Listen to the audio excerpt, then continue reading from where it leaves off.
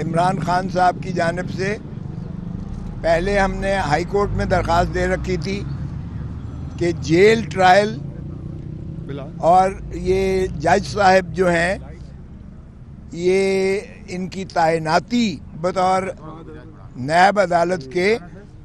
وہ غیر آئینی ہے، اس لیے تمام کارروائی جو یہاں کی جا رہی ہے توشہ خانہ کیس میں اور القادر کیس میں یہ ایک کالعدم قرار دی جائے اور جیل ٹرائل کو بھی منسوخ کیا جائے، کیونکہ جیل ٹرائل جو ہے یہ اوپن ٹرائل کے نیم البدل کا نیم البدل نہیں ہے۔ نہ تو یہاں عام پبلک کو اجازت ہے رسائی کی، میڈیا تک جس انداز سے جتنی مشقتوں سے مشکلوں سے اندر جاتے ہیں اور جتنا مشکل سے ہم وکلاء کو، میں خود کئی دفعہ واپس جانا پڑا مجھے اور میرے ایسوسیٹس کو اور ہمارے پیرا لیگل سٹاف کو یہاں کئی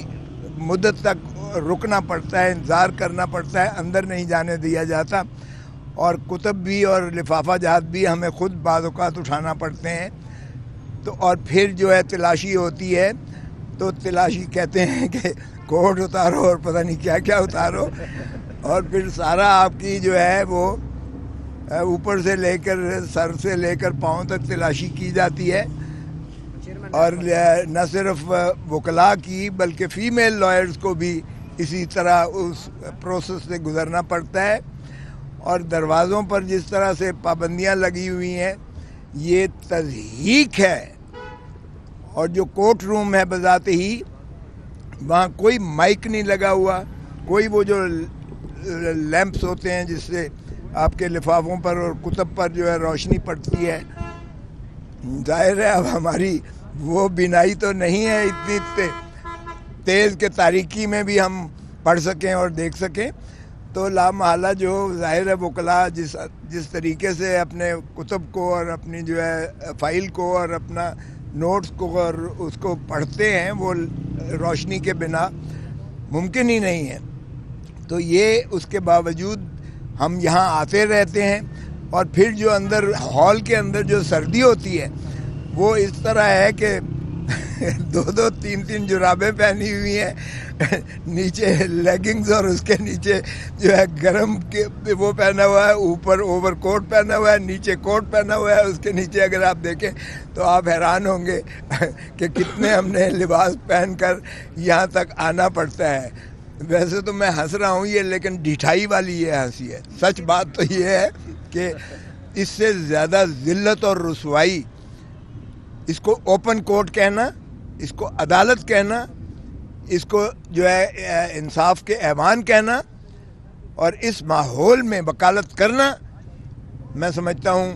یہ انتہائی افسوسناک بات ہے۔ اور پھر جو یہ کہتے ہیں کہ جی جیل ٹرائل تو اوپن ٹرائل ہوتا ہے، جی تو پھر آئیں ایک دفعہ ذرا یہاں آ کر بھگتیں، ذرا ایک پیشی بھگت کے دیکھیں، صبح سے لے کر شام تک بٹھاتے ہیں۔ اب آپ کو دیکھیں کہ مغرب کا وقت ہوا چاہتا ہے، اور صبح سے لے کر یعنی آپ کو نہ کھانا ہے نہ پینا ہے نہ آپ نے کوئی اور کام کرنا ہے، اور کل شکایت ہوئی کہ آپ نے کیوں نہیں یہاں کھڑے ہو کر بتایا، لیکن اتنا ایگزاسٹ ہو گئے تھے کہ جان ہی نہیں تھی کہ ہم آپ کے پاس کھڑے ہو کر اور کوئی آپ کو تفصیل بتا دے کہ آج ہمارے ساتھ کیا ہوا ہے۔ کیس کے ساتھ تو کیا ہونا ہے، ہمارے ساتھ کیا ہوا ہے یہ بھی بڑی بات ہے۔ تو آج عمران خان صاحب کی جو ہم نے وہ کی تھی، وہ غلطی سے ہائی کورٹ کے، اسلام آباد ہائی کورٹ کے عملے کی غلطی سے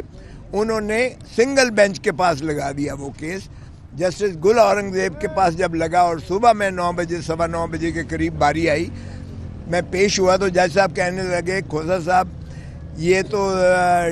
نیب کے خلاف آپ نے کیا ہے، تو میں نے کہا جی لکھا ہوا ہے اس میں، یہ تو 2 ججز کے پاس لگنا چاہیے، ڈویژن بینچ یہ سن سکتی ہے، تو یہ سنگل جج کے پاس میرے پاس تو لگی ہے۔ تو میں نے عرض کیا کہ جناب یہ میرا قصور تو نہیں ہے، تو جج صاحب کہنے لگے میرا قصور بھی تو نہیں ہے۔ میں نے کہا جی آپ ہی کے آفس سرکاری دفاتر کا قصور ہے، اور اس لیے کسی بھی سرکاری افسر کی یا کسی سرکاری ادارے کی کسی غلطی کی سزا جو ہے وہ کسی پاکستانی شہری یا سائل کو نہیں دی جا سکتی ہے. تو جج صاحب نے جب میں نے انہیں عرض کیا کہ یہ 2021 میں یہ تعیناتی صدر پاکستان نے کی تھی اس وقت کے قانون کے مطابق، 2022 میں ترمیم ہو گئی اور اس میں فیڈرل گورنمنٹ وفاقی حکومت تعینات کر سکتی تھی نیب کے جج کو، اور وہ بھی چیف جسٹس متعلقہ یعنی جو بھی صوبے کا چیف جسٹس ہو یا مرکز کا ہو، تو اس کی مرضی اور رضا اور رغبت سے ہی اکاؤنٹیبلٹی کورٹ کو جو ہے جج کو تفویض کیا جا سکتا ہے. اور پھر وہ سرونگ سیشن جج ہونا چاہیے، ڈسٹرکٹ اینڈ سیشن جج سرونگ ہونا چاہیے، ریٹائرڈ بھی نہیں ہو سکتا ہے اور ڈیپوٹیشنسٹ بھی نہیں ہو سکتا ہے. تو جو موجودہ جج صاحب جن کے سامنے ہم آئے ہیں وہ نہ تو وفاقی حکومت نے انہیں تعینات کیا تھا کبھی بھی، اور اس کا ترمیم کا اطلاق جو ایکٹ 2022 کا ہے، اس ترمیم کا اطلاق